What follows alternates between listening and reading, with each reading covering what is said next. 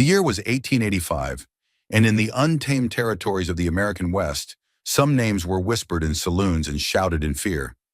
Jack Lightning Morrison was one of those names, a legend carved from gunpowder and glory, a man whose reputation could clear a street faster than a prairie fire.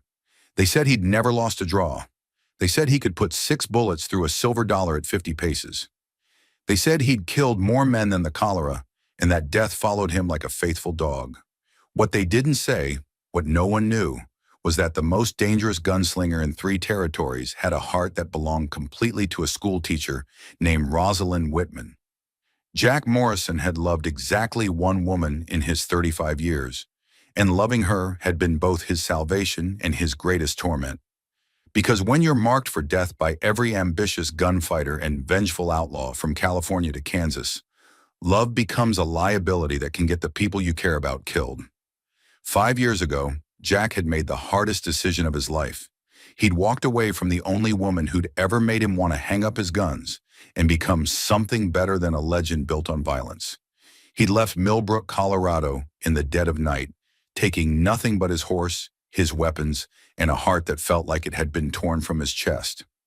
Rosalind Rosa. Whitman had been 23 then, beautiful, brilliant, and brave enough to love a man that decent folks crossed the street to avoid. She'd seen past the reputation to the soul underneath, past the fear others showed him to the gentleness he'd tried so hard to bury.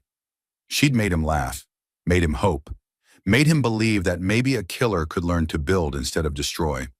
But love, Jack had learned, wasn't always enough to keep the people you cherish safe. Now 5 years of lonely trails and empty victories later, Jack Morrison was riding back to Millbrook with the desperate understanding that leaving Rosa hadn't protected her. It had just made them both miserable. He'd spent half a decade trying to forget her smile, her laugh, the way she said his name like it was something precious instead of cursed. You're about to witness what happens when the most feared gunslinger in the West discovers that the greatest danger isn't the men hunting him. It's the possibility of losing the woman he loves forever. How a man who'd built his life on violence learns that sometimes the bravest thing you can do is fight for love instead of running from it. This is the story of Jack Morrison, who thought he was protecting Rosa by leaving, and discovered that life without her was no life at all. Of Rosa Whitman, who'd spent 5 years believing she wasn't worth staying for, until the day her legendary love came riding back into town, like an answer to prayers she'd stopped believing anyone would hear. Because sometimes the most dangerous thing you can do is fall in love with someone who's afraid they're too broken to deserve happiness. And sometimes the most beautiful love stories begin when someone finally finds the courage to stop running and start fighting for the future they were too scared to claim.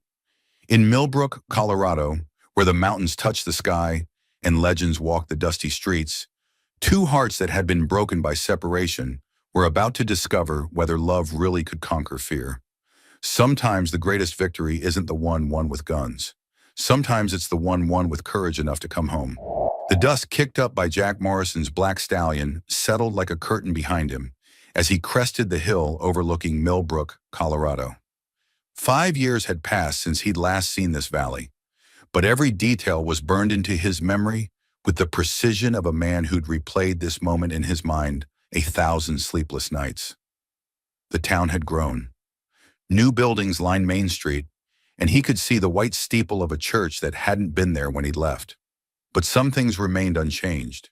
The mountains still stood guard over the valley like ancient sentinels, and the late afternoon sun still painted everything in shades of gold that reminded him of Rosa's hair when she laughed. Jack's hands tightened on the reins, his heart hammering against his ribs with a rhythm that had nothing to do with the long ride, and everything to do with the woman who might still be living in the little house behind the schoolhouse. Rosa Whitman. The name was a prayer and a curse, spoken in the silence of his mind like a secret too precious to voice aloud. Thunder, his stallion, shifted restlessly beneath him, sensing his rider's tension. Jack had ridden into hostile territory more times than he could count, faced down gangs of armed men without breaking a sweat. But riding back to face the woman he'd abandoned felt more dangerous than any gunfight he'd ever survived. What if she'd married? The thought had tormented him for 5 years, a constant ache worse than any bullet wound. What if she'd found someone safer, someone who could give her the peaceful life she deserved. What if she took one look at him and told him to keep riding, that she'd learned to live without him and preferred it that way? But beneath the fear lay something stronger, a desperate hope that had finally overcome his caution after 5 years of empty victories and hollow nights. He'd tried to forget her, tried to convince himself that leaving had been noble, that he'd saved her from a life of looking over her shoulder and wondering if this would be the day someone faster than Jack Morrison came calling. Instead, he'd condemned them both to a different kind of suffering. Jack guided Thunder down the winding road toward town, noting the curious stares from folks who recognized the legendary gunslinger, even after all these years. He touched the brim of his hat politely to the women who hurried their children indoors, nodded respectfully to the men who watched him with a mixture of wariness and fascination. Millbrook had always been a peaceful place, the kind of town where Jack's reputation preceded him like thunder before lightning. Main Street stretched before him, familiar yet foreign. Peterson's general store had expanded, and there was a new saloon called the Silver Dollar, where Murphy's old place used to be. But Jack's eyes were searching for something else, someone else, and his heart nearly stopped when he saw her. Rosa Whitman stood outside the schoolhouse, dismissing her students for the day. She looked exactly as he remembered and completely different at the same time. Still beautiful, still graceful, but there was something in the set of her shoulders that spoke of strength earned through solitude, of a woman who'd learned to stand on her own. Her dark brown hair was pulled back in a practical bun, but rebellious strands caught the afternoon light like spun silk. She wore a simple blue dress that complemented her eyes, and when she smiled at one of her young students, Jack felt his chest tighten with a mixture of love and loss so intense it nearly knocked him from the saddle. 5 years collapsed into nothing. 5 years of telling himself he'd made the right choice, of convincing himself that distance was kindness, of believing that loving someone sometimes meant letting them go. All of it crumbled the moment he saw Rosa laugh at something one of the children said, her face lighting up with the same joy that had first captured his heart. As if sensing his presence, Rosa looked up from her students and her gaze found his across the dusty street. The world seemed to stop.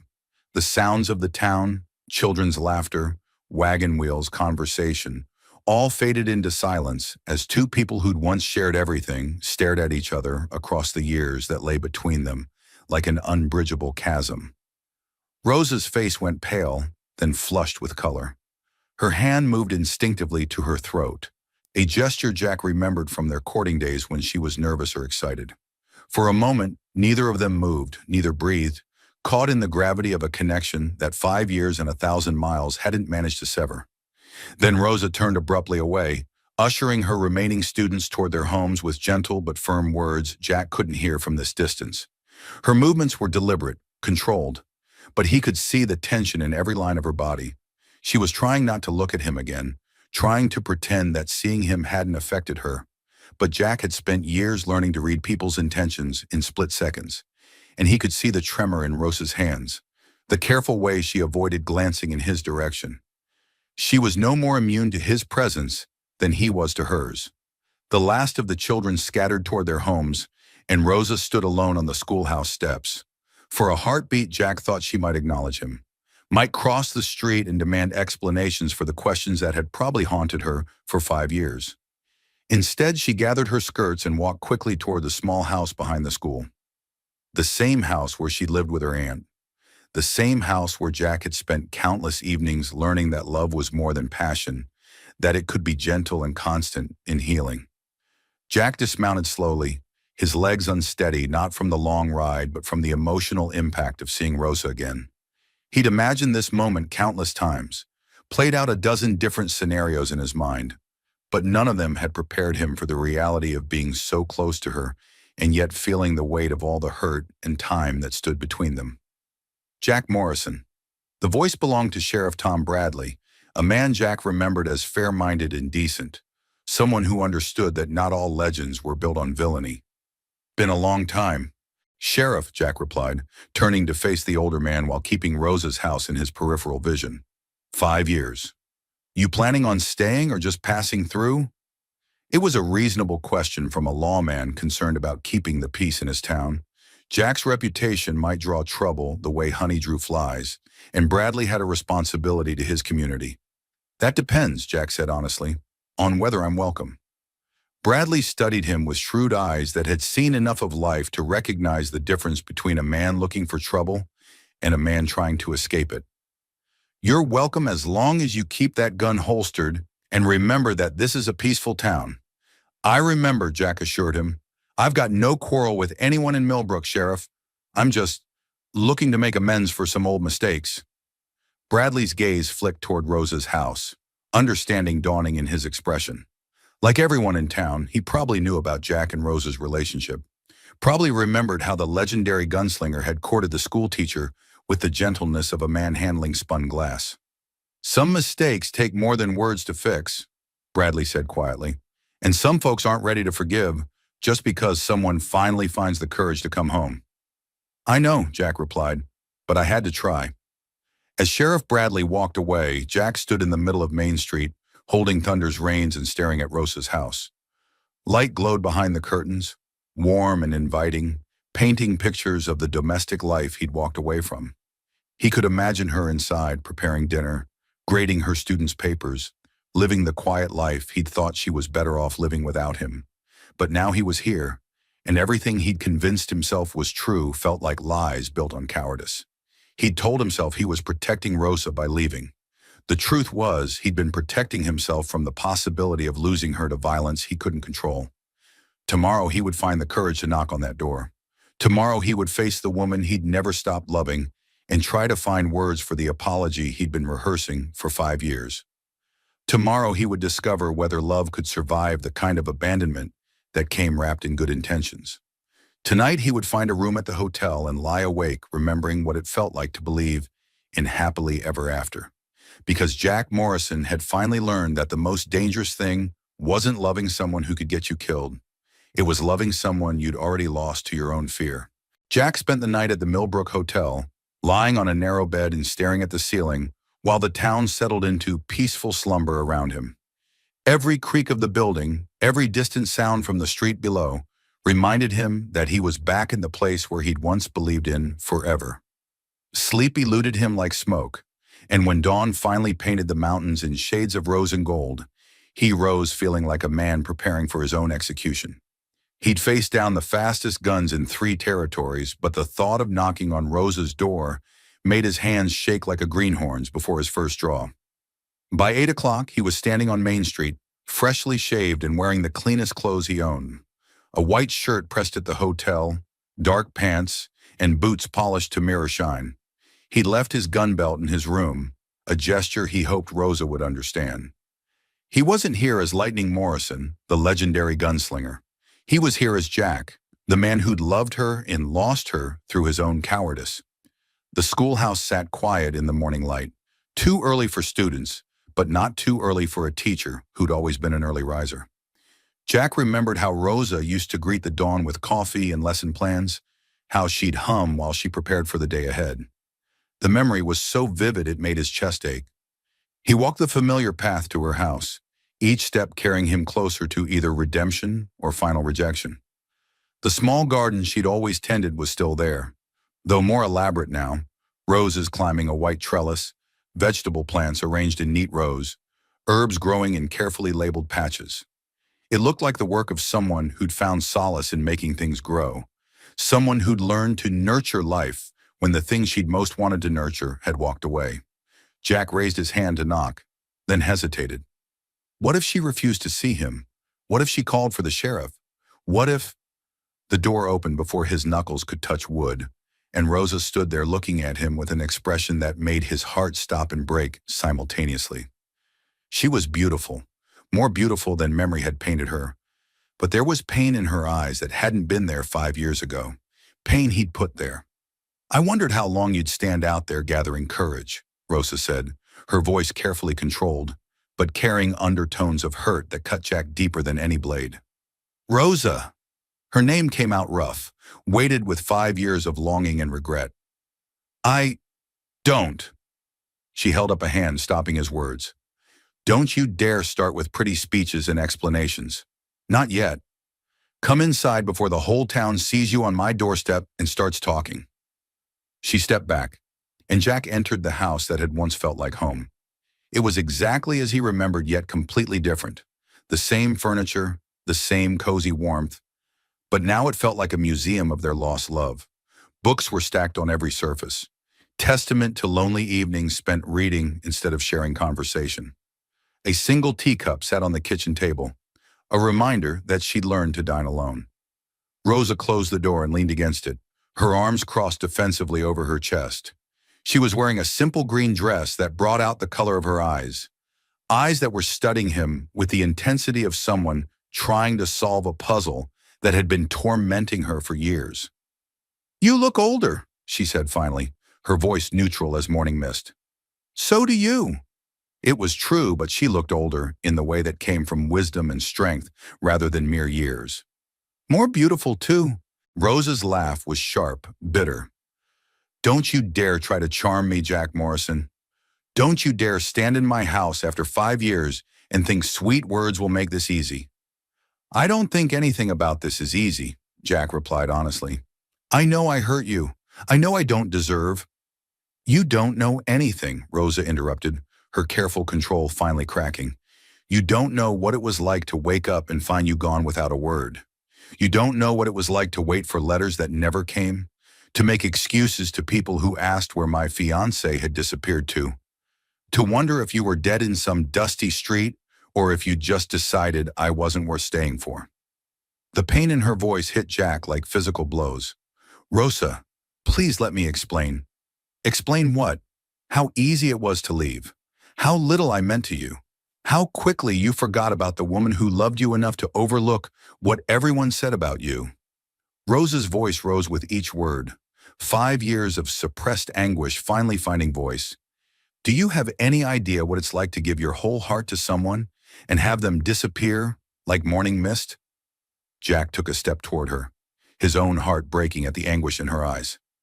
"You meant everything to me. You still do. That's why I had to leave."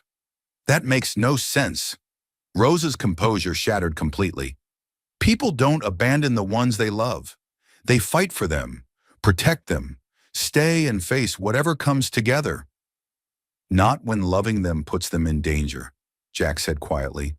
"Not when staying means watching them die because of who you are." Rosa stared at him, tears streaming down her face now, her anger warring with confusion. "What are you talking about?" Jack ran his hands through his hair, struggling to find words for truths he'd carried alone for 5 years. "The Carver gang, remember them? 3 brothers from Kansas who'd been hunting me for 2 years after I killed their cousin in a fair fight. What do they have to do with—" "They found out about you," Jack said, his voice rough with remembered terror. "Found out about us. The night before I left, I got word from a friend in Denver that they were riding toward Millbrook. They weren't coming for me, Rosa. They were coming for you." Rosa's anger faltered, replaced by shock. "What?"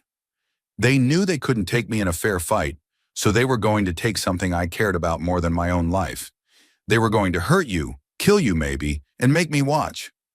Jack's hands clenched into fists at his sides. "They said they'd make me suffer the way they'd suffered, and then they'd kill me too." The color drained from Rosa's face. "You never told me. How could I?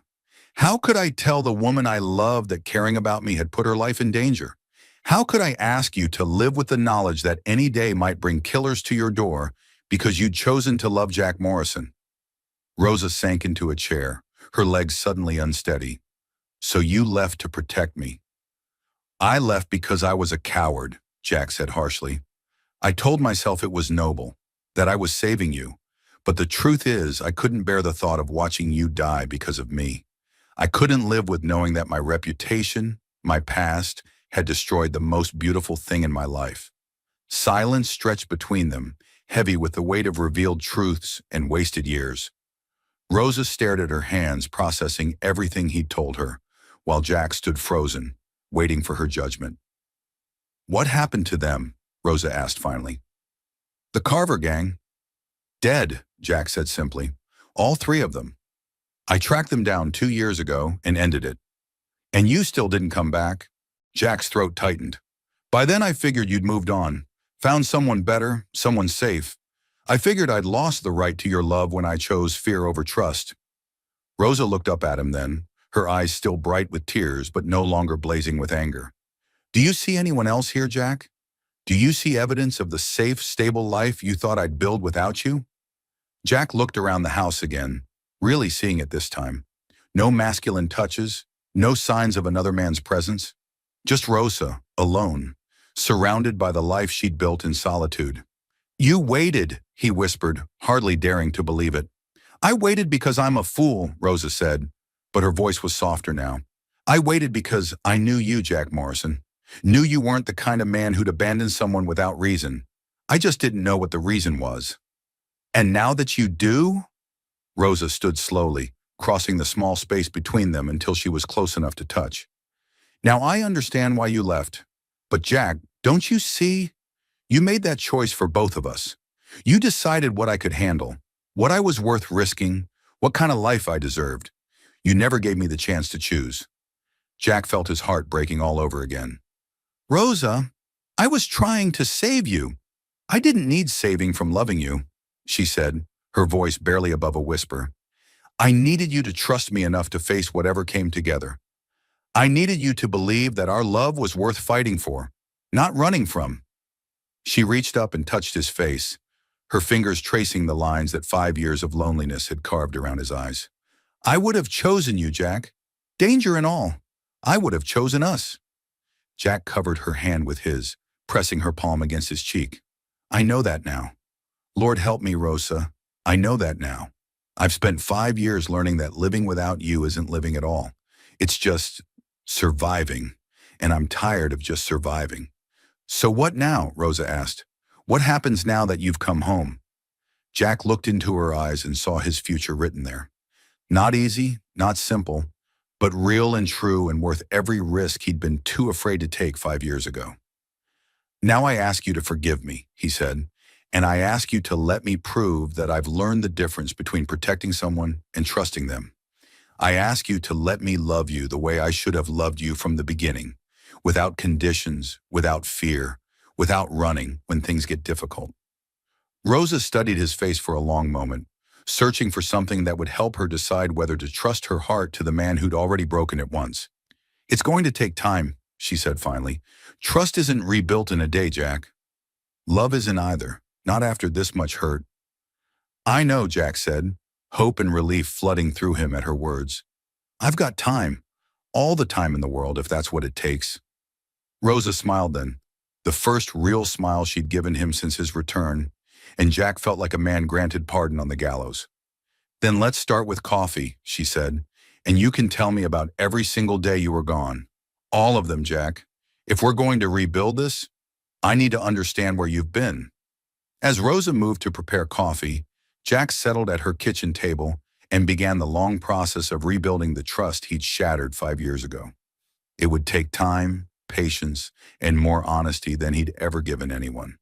But for the first time in years, Jack Morrison believed in tomorrow again.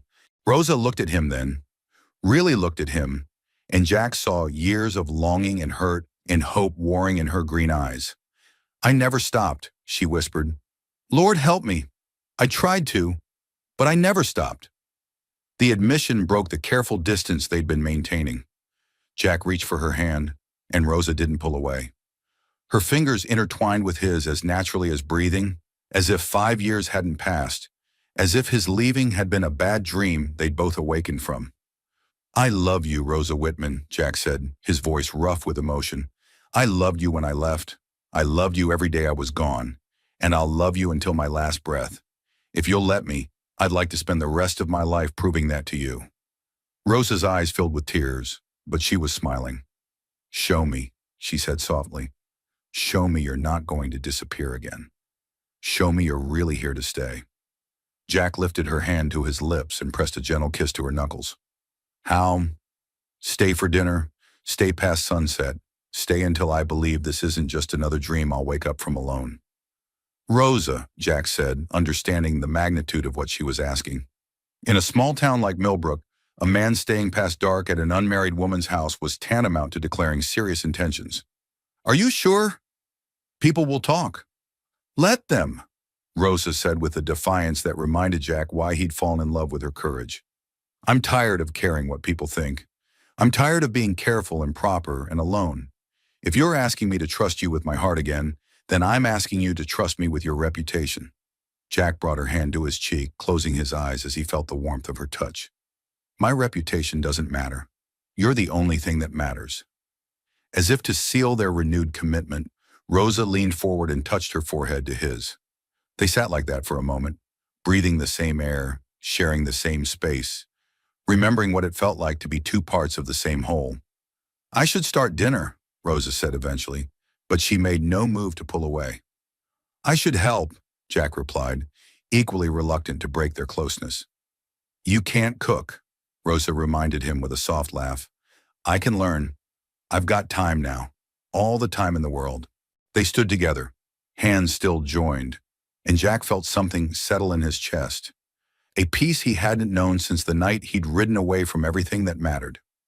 Rosa led him into her kitchen, and for the first time in 5 years, Jack Morrison felt like he was exactly where he belonged. That evening, as they shared dinner by lamplight and Rosa laughed at his clumsy attempts to help with the dishes, Jack made a silent promise to the woman who'd waited for him against all reason and hope. He would never leave her again. Whatever came, danger, gossip, the ghosts of his violent past, they would face it together. Because Rosa was right. Love wasn't about running from trouble. It was about finding someone worth standing and fighting for. And Rosa Whitman was worth everything. A week had passed since Jack began staying for dinner, and Millbrook had settled into a new rhythm that included the legendary gunslinger, walking Rosa to school each morning and helping her tend her garden each afternoon. The townspeople had stopped staring, accepting that Jack Morrison wasn't just passing through, he was home to stay. It was Thursday morning when everything changed. Jack was splitting firewood behind Rosa's house, his shirt sleeves rolled up against the warmth of the day, when he heard the sound that made his blood run cold.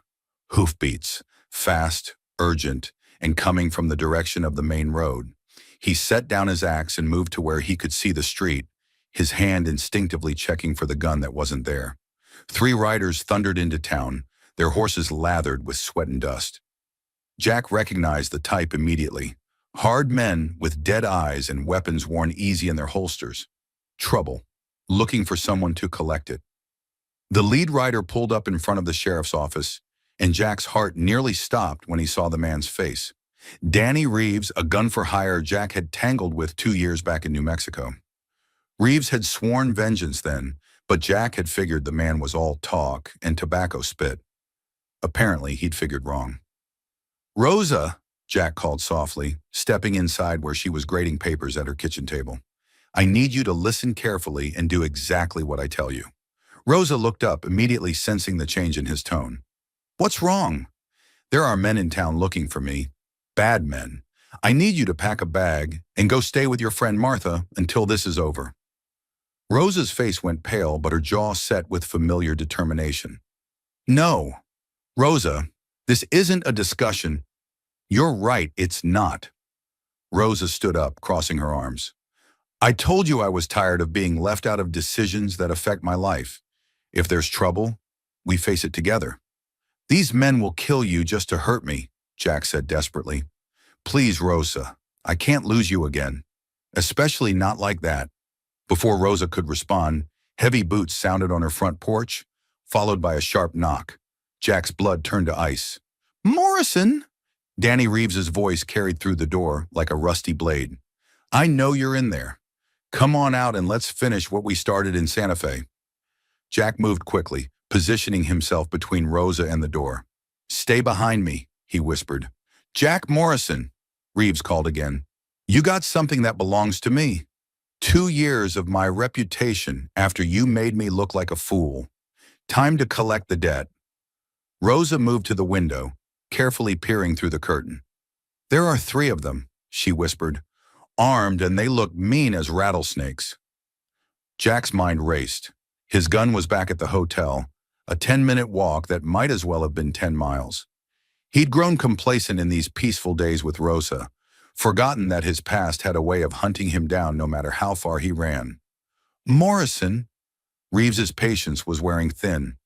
I see smoke from your woman's chimney. Be a shame if something happened to her because you're too yellow to face me like a man. That did it. Jack's fear transformed into cold rage. Rosa, is there another way out of here? The back door leads to the garden, but Jack, when I give you the signal, you run. Run to the sheriff's office and tell Bradley what's happening. I'm not leaving you to face three armed men with nothing but your bare hands, Rosa said fiercely. Jack turned to look at her. This woman who'd already sacrificed 5 years of her life for loving him. Rosa, please, I can't think straight if I'm worrying about you. Let me handle this my way. Rosa stared at him for a long moment, then nodded reluctantly. But if you get yourself killed, Jack Morrison, I'll never forgive you. Despite everything, Jack almost smiled. I'll keep that in mind. Last chance, Morrison, Reeves shouted. Come out now, or we come in shooting. Jack looked around Rosa's kitchen, searching for anything he could use as a weapon. His eyes fell on Rosa's cast-iron skillet, heavy enough to cave in a skull if wielded properly. It would have to do. Rosa, he said quietly, when I open that door, you run. Don't look back. Don't hesitate. Just run. Rosa grabbed his arm. Jack, there has to be another way. There is, Jack said grimly. I could have kept running 5 years ago. Could have stayed gone and let you build a life without me. But running doesn't solve anything, Rosa. It just postpones the reckoning. The sound of splintering wood interrupted them as Reeves apparently decided to stop waiting. The front door burst open, and 3 armed men filled Rosa's small living room like shadows given substance. Well, well, Reeves drawled, his gun already drawn. Jack Morrison, domestic as a house cat. How the mighty have fallen. Danny, Jack replied calmly, stepping forward to shield Rosa completely. You're looking well for a man who should be dead. Funny thing about that, Reeves said, his eyes glittering with malice. Turns out I'm harder to kill than you thought. Of course, I can't say the same for your lady friend here. You want me, Danny? Let her go. Reeves laughed, a sound like breaking glass. Oh, I want you dead, Morrison. But first, I want you to watch her suffer. Want you to know what it feels like to lose everything. Same as you did to me. You lost fair and square, Jack said. That duel in Santa Fe was your call. My call, but your bullet that ruined my reputation. Do you know what it's like being the man who couldn't outdraw Jack Morrison? Do you know how hard it is to find work when everyone knows you're second best? Jack edged closer, the skillet hidden behind his back. So you came all this way to prove something to yourself? I came to prove something to everyone, Reeves snarled, starting with putting a bullet in your woman. Everything happened at once. Reeves swung his gun toward Rosa. Jack lunged forward with the skillet, and Rosa, brave, foolish Rosa, threw herself sideways to give Jack a clear shot at his target. The skillet connected with Reeves's wrist with a sickening crack, sending his gun flying across the room. Jack followed through with his shoulder, driving Reeves back against the wall while the other 2 men scrambled to get clear shots without hitting their leader. Rosa, run! Jack shouted, grappling with Reeves for control. But Rosa had other ideas. Instead of fleeing, she grabbed Reeves's fallen gun and pointed it at the 2 remaining gunmen, her hands steady despite the chaos. Drop your weapons, she said, her voice calm as Sunday morning. Now! The gunman hesitated, clearly not expecting resistance from a school teacher. I said drop them, Rosa repeated, and this time there was steel in her voice that would have made Jack proud if he hadn't been busy trying to keep Reeves from pulling a knife. The sound of running boots announced Sheriff Bradley's arrival with 2 deputies, drawn by the commotion. The remaining gunmen, seeing themselves outnumbered, reluctantly dropped their weapons. Well, Bradley said, surveying the scene with professional calm, looks like you folks have been busy. Jack finally got Reeves pinned, the man's broken wrist making him easy to subdue. Sheriff, I'd like to press charges for attempted murder and breaking and entering. Sounds reasonable, Bradley replied. Rosa, you can put that gun down now. We've got this handled. Rosa carefully set down the weapon, her hands finally beginning to shake now that the immediate danger had passed. Jack was at her side instantly, pulling her into his arms. That was the bravest, most foolish thing I've ever seen, he murmured against her hair. I told you we were in this together, Rosa replied, her voice muffled against his chest. As the sheriff led the three men away in shackles, Rosa and Jack stood in her damaged living room, holding each other and processing what had just happened. Is it over? Rosa asked. Jack looked around at the splintered door, the overturned furniture, the evidence of violence that had invaded their peaceful sanctuary. Then he looked at Rosa, courageous, loyal Rosa, who'd faced down armed men rather than abandon him. The immediate threat is over, he said carefully. But Rosa, this is what my life is like. This is what loving me means. There will always be another Danny Reeves, another man looking to make his reputation by killing mine.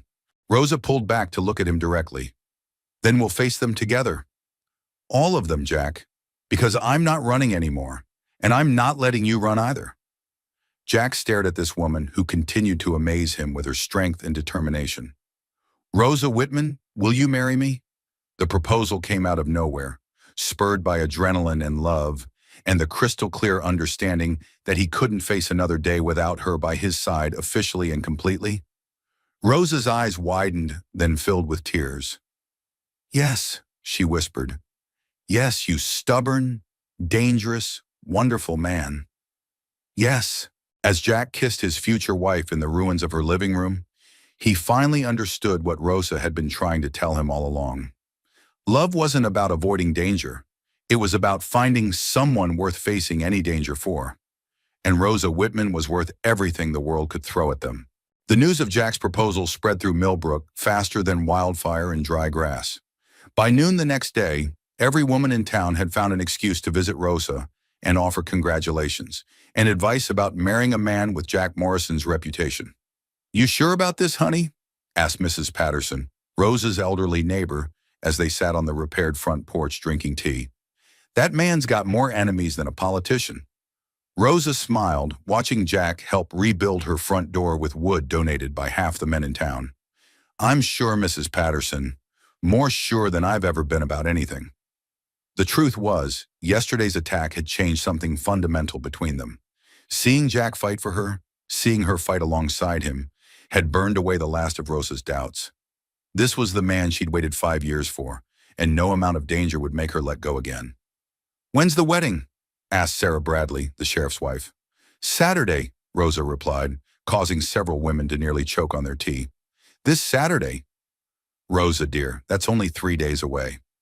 We've waited long enough, Rosa said firmly. 5 years too long. That afternoon, as if the whole town had decided to adopt their romance as a community project, Millbrook transformed into a hive of wedding preparation. Mrs. Patterson volunteered to make the cake, the ladies' auxiliary took charge of decorations, and even the saloon owner offered to close early so his piano player could provide music. Jack found Rosa in her garden that evening, surrounded by bolts of fabric as Martha Collins helped alter her mother's wedding dress. Having second thoughts? Jack asked, settling beside her on the garden bench. Never, Rosa replied, then smiled mischievously. Though I am wondering if I should have asked you first if you actually want to get married in front of the entire town. Jack laughed, the sound warm and genuine. Rosa, I'd marry you in the middle of Main Street at high noon if that's what you wanted. I don't care who's watching. Martha looked up from her sewing. That's good because half of Colorado territory seems to be coming. Word's gotten out that Lightning Morrison is getting hitched. Let them come, Jack said, taking Rosa's hand. Let the whole world see that I'm the luckiest man alive. Friday evening brought an unexpected visitor. Jack was having dinner with Rosa when Sheriff Bradley knocked on the newly repaired door. Jack, Rosa, Bradley said, removing his hat. Got someone here, wants to meet you both. Behind the sheriff stood a distinguished man in a black suit with silver hair and kind eyes. Mr. Morrison, Miss Whitman, I'm Judge Harrison from Denver. I've ridden quite a ways to perform your ceremony if you'll have me. Jack stood, confused. Judge, I appreciate the offer, but we've already arranged for Reverend Matthews. I know Danny Reeves, the judge interrupted quietly. Knew his family back in Kansas. When I heard he'd tracked you here, I had to come see for myself what kind of man inspires that degree of hatred, and what kind of woman inspires a man to change his whole life. Judge Harrison looked around Rosa's small house, taking in the evidence of domestic happiness. I've presided over a lot of weddings, Mr. Morrison. Most of them are just legal contracts between families. But every now and then, you see something real, something worth celebrating properly. What are you saying, Judge? Rosa asked. I'm saying that if Lightning Morrison has found someone who can tame his wild heart, then their wedding deserves to be performed by someone who understands the magnitude of that miracle. Rosa felt tears spring to her eyes. We'd be honored, Judge Harrison. Saturday dawned clear and bright, with the kind of golden sunshine that seemed designed for new beginnings. Rosa woke early, her heart fluttering with nervous excitement. Today, she would finally become Mrs. Jack Morrison. Martha arrived with a team of ladies to help her prepare, transforming Rosa's simple bedroom into a bridal salon. The wedding dress, altered to perfection, hung like a cloud of ivory silk and lace. You look beautiful, Martha said as she fastened the last of the pearl buttons. Like an angel. Rosa studied herself in the mirror. The dress had been her mother's, worn once and carefully preserved. Now it would see another generation of love, another promise of forever. Meanwhile, Jack was getting ready at the hotel with considerably less fuss. Sheriff Bradley had volunteered as his best man, and the two men stood in Jack's small room adjusting collar studs and fighting with neckties. Nervous? Bradley asked. Terrified, Jack admitted. Not about marrying Rosa, that's the only thing I've ever been completely sure about, but about being worthy of her, about keeping her safe and happy. Son, you've already proved you're willing to die for her. Now you just have to prove you're willing to live for her. That's the harder part. At 4 o'clock, the entire population of Millbrook seemed to have gathered at the small church. Jack stood at the altar with Judge Harrison, watching the door and trying to calm his racing heart. Then the music began, and Rosa appeared in the doorway like a vision made real. She was breathtaking in white silk and her grandmother's pearls, but it was her smile that stopped Jack's breath. She was radiant with happiness, glowing with the joy of a woman who'd waited years for this moment and was finally claiming it. Jack couldn't take his eyes off her as she walked down the aisle. 5 years ago, he'd been too afraid to imagine this moment. Now it was happening, and it felt like the most natural thing in the world. Dearly beloved, Judge Harrison began, we are gathered today to witness something rare and precious, the union of two hearts that have weathered separation and emerged stronger for it. The ceremony passed in a blur of spoken vows and exchanged rings. Jack promised to love Rosa without condition, to trust her with his whole heart, to build a life worthy of the gift she was giving him. Rosa promised to stand by him through whatever came, to believe in their love even when the world doubted it, to choose him every day for all the days of her life. By the power vested in me, by Colorado territory, I now pronounce you husband and wife, Judge Harrison declared. Jack, you may kiss your bride. Jack cupped Rosa's face in his hands, looking into her eyes and seeing his whole future there. Mrs. Morrison, he whispered. Mr. Morrison, she whispered back. Their kiss was gentle, reverent, witnessed by a church full of people who'd watched their love story unfold and wanted to see it have a happy ending. As they walked back down the aisle hand in hand, Jack felt the last of his old fears fall away. This was home. Rosa was home. Whatever came next, they'd face it together. That evening, as they danced under the stars to music played by the entire town, Jack held his wife close and marveled at the journey that had brought them here. Any regrets? Rosa asked, echoing the question that had become their private joke. Only that we waited so long, Jack replied, spinning her in a circle that made her laugh with pure joy. Well, Mr. Morrison, we have the rest of our lives to make up for lost time. I love you, Mrs. Morrison. I love you too, you wonderful, stubborn, perfect man. As they swayed together under the Colorado stars, surrounded by friends who'd become family and blessed by a love that had survived everything the world could throw at them, Jack Morrison finally understood what he'd been searching for all those lonely years. Home wasn't a place. It was a person who chose to love you despite your flaws, who saw past your reputation to your heart, who was brave enough to fight for your happiness even when you weren't sure you deserved it. Home was Rosa, and Jack Morrison was finally completely, blissfully home. 6 months had passed since Rosa became Mrs. Jack Morrison, and the little house behind the schoolhouse had been transformed into something neither of them had dared to dream of during their years apart. A home filled with laughter, love, and the quiet contentment that came from being exactly where you belonged. Jack woke each morning to the sight of Rosa's face on the pillow beside him, and every single day it felt like a miracle he didn't deserve, but was grateful to receive. This morning was no different, except for the way Rosa's hand rested protectively over her still flat stomach, a gesture that had become habit over the past few weeks. "Good morning, beautiful," Jack whispered, pressing a gentle kiss to her temple. Rosa stirred in his arms, a soft smile curving her lips before her eyes even opened. "Good morning, husband." The word still sent warmth flooding through Jack's chest. Husband. After years of being known as Lightning Morrison, the feared gunslinger, he was simply Jack, Rosa's Jack, and soon to be father to their child. "How are you feeling today?" Jack asked, his hand covering hers where it rested over their growing baby. "Better," Rosa replied, though Jack could see the lingering traces of the morning sickness that had been plaguing her for weeks. "Doctor, Mitchell says it should ease up soon." Jack helped her sit up slowly, arranging pillows behind her back with the careful attention he'd shown everything related to her condition. When they'd first learned about the baby 2 months ago, Jack had been terrified, not of being a father, but of somehow failing to protect both Rosa and their child. The fear had kept him awake for nights, until Rosa had finally taken his face in her hands and reminded him that fear was just love with nowhere to go. "I've been thinking," Rosa said as Jack helped her into her robe, "about the baby's room." "What about it?" Jack asked, though he already knew. Rosa had been planning their child's nursery with the same meticulous care she'd once devoted to lesson plans. "I want to paint a mural on one wall, something beautiful, mountains and wildflowers, maybe a sunrise. Something that will remind our children that they were born in the most beautiful place on earth." "Children?" Jack raised an eyebrow, smiling. "Planning ahead, are we?" Rosa blushed prettily. "Well, I hope this won't be our only baby. I'd like at least 3 or 4. Jack pulled her into his arms, marveling at how domestic dreams had replaced the nightmares that used to plague his sleep. "Mrs. Morrison, are you planning to populate all of Colorado Territory with little Morrisons?" "Maybe," Rosa replied with mock seriousness.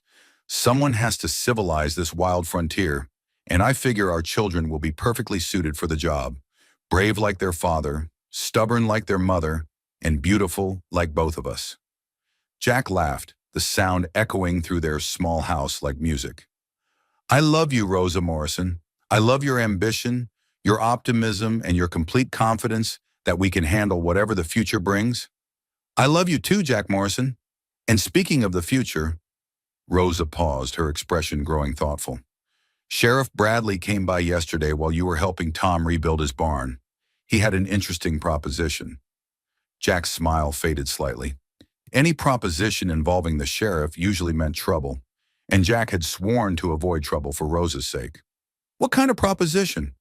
"The territorial governor is looking for men with your particular skills to help train law enforcement officers. Not gunfighting, Jack. Teaching them how to read dangerous situations, how to handle confrontations without violence, how to keep the peace in growing towns." Jack stared at his wife, processing what she just told him. "They want me to teach lawmen? They want you to use your experience to make other men better at their jobs. Think about it, Jack. You've seen every kind of dangerous situation imaginable. You know how to spot trouble before it starts, how to de-escalate conflicts, how to protect innocent people. Why shouldn't that knowledge be put to good use?" The idea was so unexpected, so completely different from anything Jack had ever imagined for his future, that he needed a moment to wrap his mind around it. "What do you think?" he asked finally.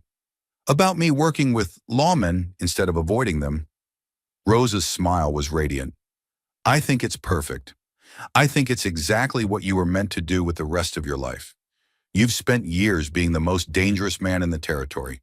Now you can spend the rest of your years making sure other men don't have to be dangerous at all."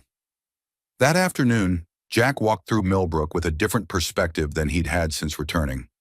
Instead of seeing a place where he'd found refuge from his violent past, he saw a community that had welcomed him, accepted him, and now trusted him enough to offer him a role in building a safer future for everyone. He found Rosa in their garden, tending the vegetables they'd planted together. She was humming softly, one hand resting on her stomach as she worked, and Jack felt his heart swell with so much love, he thought it might burst. "Rosa," he said, settling on the garden bench they'd built together, "I've been thinking about what you said this morning, about the job, about the future." Rosa straightened, wiping her hands on her apron. And I realized something. For years I've been running from who I was, the gunslinger, the killer, the man everyone feared. But maybe I've been looking at it all wrong. How so? Jack was quiet for a moment, organizing his thoughts. Maybe the point isn't to run from who I was. Maybe the point is to use who I was to become who I meant to be. You've always seen something in me that I couldn't see in myself, something worth loving, worth believing in. Rosa moved to sit beside him, taking his hand in both of hers. "What do you see when you look at yourself now?" Jack looked around their garden, their home, the town that had become their sanctuary. "I see a man who's learned that the most important battles aren't won with guns. They're won with patience, with kindness, with the decision to build something better, instead of just tearing down what's wrong. And I see a man who's ready to teach other men the same thing." Jack turned to face Rosa fully. "I want to take the job, Rosa. I want to use what I've learned to help make the frontier safer for families like ours." Rosa's smile was brilliant enough to outshine the afternoon sun. "I was hoping you'd say that." That evening, as they sat on their porch watching the sunset paint the mountains in shades of gold and crimson, Jack felt a deep sense of completion settling over him. The restlessness that had driven him from town to town, the violence that had defined his reputation, the loneliness that had nearly destroyed him, all of it had led to this moment, to this life, to this woman who'd seen past his legend to his heart. "Jack," Rosa said softly, "do you ever think about what we'll tell our children about your past?" Jack considered the question. "I think we'll tell them the truth, that their father made mistakes, that he hurt people, that he was lost for a long time. But we'll also tell them that love has the power to redeem anyone, that it's never too late to choose a different path, and that the most important thing isn't where you've been, it's who you choose to become." "And what have you chosen to become?" Jack looked at his wife, beautiful, brave Rosa, who'd waited for him through 5 years of separation and loved him through his darkest moments. "A better man than I was yesterday. A father who will teach his children that strength comes from protecting others, not hurting them. A husband who will love his wife until his dying breath." Rosa leaned against his shoulder, her hand finding his and intertwining their fingers. "I love the man you've become, Jack Morrison, but I also love the man you were when you first rode into Millbrook all those years ago, broken and lost and afraid to hope for anything better." "Why?" Jack asked, genuinely curious. "Why did you love me then, when I had nothing to offer you but danger and uncertainty?" Rosa was quiet for a moment, watching the stars begin to appear in the darkening sky. "Because even then, beneath all that fear and violence, I could see your heart. I could see that you were a man capable of great love, great sacrifice, great change. I just had to wait for you to see it too." "And now?" Rosa smiled, placing Jack's hand over her growing belly where their child rested safe and loved. "Now I get to watch you become the father I always knew you could be. Now I get to build a family with the best man I've ever known. Now I get to wake up every morning knowing that the legendary Lightning Morrison chose to love me more than he loved his freedom, his reputation, or his fear." As if summoned by their conversation, a shooting star streaked across the Colorado sky, brilliant and brief and beautiful. "Make a wish," Rosa whispered. Jack closed his eyes but found he had nothing to wish for. Everything he'd ever wanted was already here in his arms. Rosa's love, their growing family, a future filled with purpose and peace, and the kind of happiness he'd never dared to imagine. "What did you wish for?" Rosa asked. "Nothing," Jack replied honestly. "I have everything I could ever want." Rosa laughed, the sound pure joy carried on the mountain wind. "Then wish for our children. Wish for their happiness, their safety, their chance to grow up in a world where love is stronger than fear. Jack opened his eyes and looked at his wife, this remarkable woman who taught him that legends could change, that killers could become protectors, that the most dangerous man in the territory could become someone worthy of love and trust and faith. "I wish," he said quietly, "that our children will know they are loved beyond measure, that they will have the courage to follow their hearts even when the path is difficult, and that they will understand that their father's greatest victory wasn't won with a gun. It was won the day he convinced their mother to take a chance on forever." Rosa's eyes filled with happy tears. "That's a beautiful wish. It's a beautiful life," Jack replied, kissing her softly as the Colorado night settled around them like a blessing. Years later, when Jack Morrison had become known throughout the territory, not as Lightning Morrison the gunslinger, but as Marshall Morrison the peacekeeper, when their house was filled with the laughter of 4 children who bore Rosa's gentle nature and Jack's quiet strength, when their love story had become legend in its own right, people would still talk about the day the most dangerous man in the West hung up his guns for love. But Jack and Rosa knew the truth. He hadn't given up being dangerous. He just learned to direct that danger toward protecting the things that mattered most: his family, his community, and the future they were building together one day at a time. Because sometimes the greatest legends aren't written with bullets and blood. Sometimes they're written with patience and kindness, with second chances and chosen love, with the radical decision to believe that anyone can change if they find someone worth changing for. Jack Morrison had been many things: an orphan, a killer, a legend, a coward. But the title he wore with the most pride was the simplest one of all: Rosa's husband and the father of their children.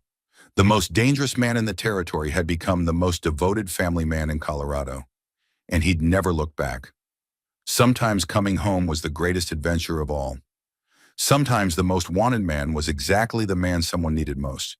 And sometimes, if you were very lucky and very brave, love really could conquer everything, even the ghosts of who you used to be. And so, in the Colorado territory of 1885, the most feared gunslinger in the American West learned that sometimes the greatest victory isn't the one won with bullets. It's the one won with the courage to come home and fight for love instead of running from it. Jack Lightning Morrison discovered that legends could be rewritten, that reputations built on violence could be transformed into legacies built on protection and peace. His journey from the most dangerous man in 3 territories to devoted husband and father proves that no one is too broken to deserve love, and no past is too dark to find redemption. Rosa Whitman.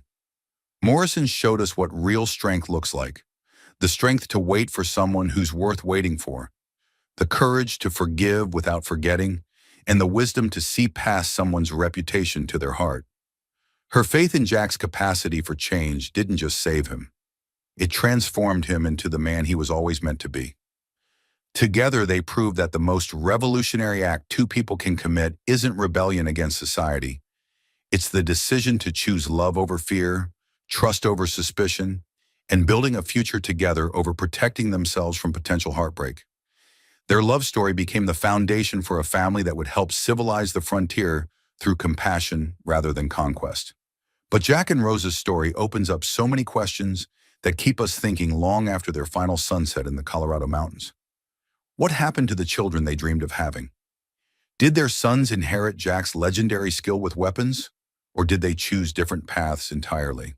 How did their daughters navigate growing up as the children of the most famous reformed gunslinger in the territory? The transformation of Jack Morrison from killer to peacekeeper suggests an entire universe of stories waiting to be told. What adventures did he have training lawmen across the frontier?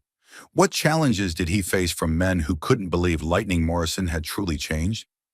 How did his reputation evolve from feared legend to respected teacher? We're fascinated by the practical aspects of their life together. How did Rosa handle the constant stream of young gunslingers who came to test themselves against her husband's reputation? What was it like raising children who bore one of the most famous names in the West? How did Jack balance his new role as educator and peacekeeper with his responsibilities as father and husband? The themes of redemption and second chances that run through their story resonate powerfully with our modern world.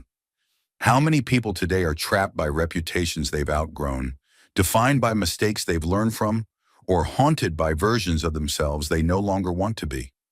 Jack's transformation reminds us that it's never too late to choose who we want to become. Rose's character challenges everything we think we know about women in the 1800s. Her strength, independence, and refusal to be protected rather than partnered with makes her revolutionary for her time. What other stories could we tell about frontier women who refused to accept the limitations society placed on them? What about the female teachers, doctors, and business owners who helped civilize the West through education and determination rather than violence? The role of community in Jack and Rose's love story also raises interesting questions. Millbrook's acceptance of their unconventional romance and their support during the wedding preparations shows us how important social networks were for survival and happiness on the frontier. What other tales might we explore about communities that chose inclusion over exclusion, understanding over judgment? Jack's evolution from gunslinger to lawman trainer represents a fascinating historical possibility. What if more dangerous men of the frontier had chosen to use their skills for peace rather than violence? How might the history of the American West have been different if legendary fighters had become legendary protectors instead? The pregnancy subplot in our final chapter opens up rich material for future stories. What kind of father would a reformed gunslinger make? How would he handle teaching his children about violence and protection while trying to raise them in peace? What challenges would the Morrison children face growing up with such a famous father? We're also curious about the long-term effects of Jack's decision to work with territorial law enforcement. Did his training methods really make a difference in how conflicts were resolved? What resistance did he face from traditionalists who believed the only good outlaw was a dead outlaw? How did his reputation as Lightning Morrison help or hinder his effectiveness as an educator? The romantic elements of Jack and Rose's relationship offer inspiration for anyone who's ever wondered if real love can survive real challenges. Their journey from separation to reunion to marriage shows us that sometimes the most precious things in life are worth waiting for, worth fighting for, and worth changing for.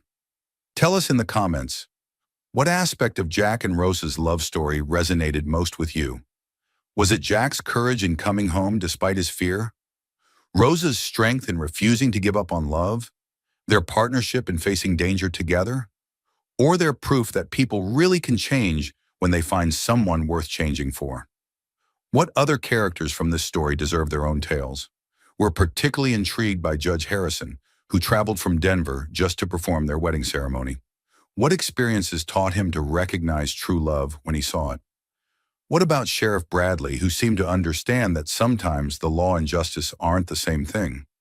What stories might we tell about lawmen who had to choose between following rules and doing what's right? Here's something else to consider. This story took place during a time when the American West was transitioning from lawless frontier to settled territory. Jack's transformation mirrors that larger social change, from a place where might made right to a community where cooperation and mutual respect created safety and prosperity. What other stories could we explore about individuals and communities navigating that massive cultural shift? The themes of chosen family versus blood family that we've explored in previous stories continue here in Jack and Rose's decision to build their own definition of what family means. Their future children will grow up understanding that family isn't just about blood, it's about the daily choice to love, protect, and support each other. How might their parenting philosophy influence the next generation of frontier families?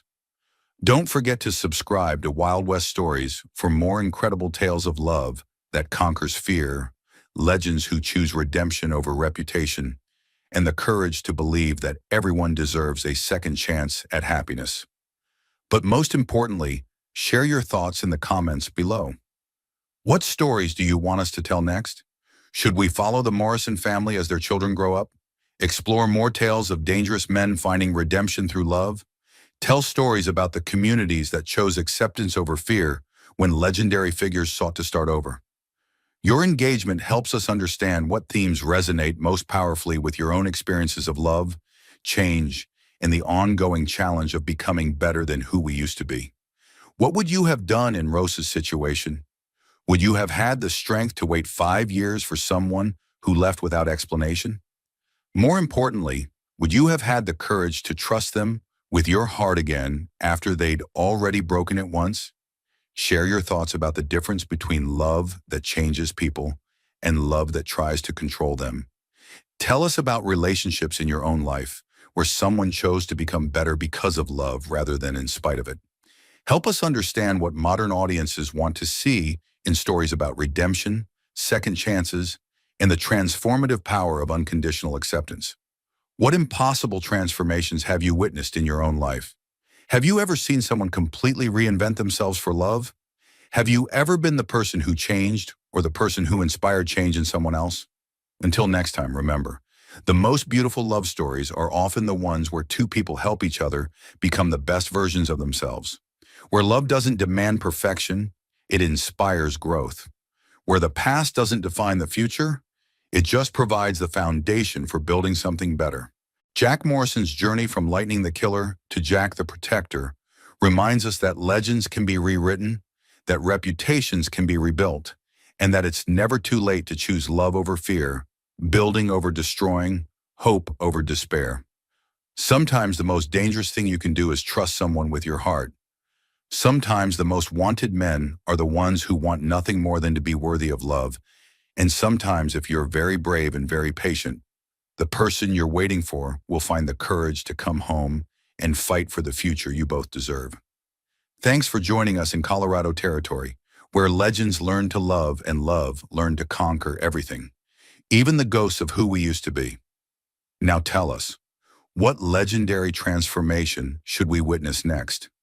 What impossible love story should we explore in the wild, beautiful, dangerous frontier where anything could happen and everything was possible? The West is wide, the stories are endless, and love always finds a way to win in the end. What victory should we celebrate next?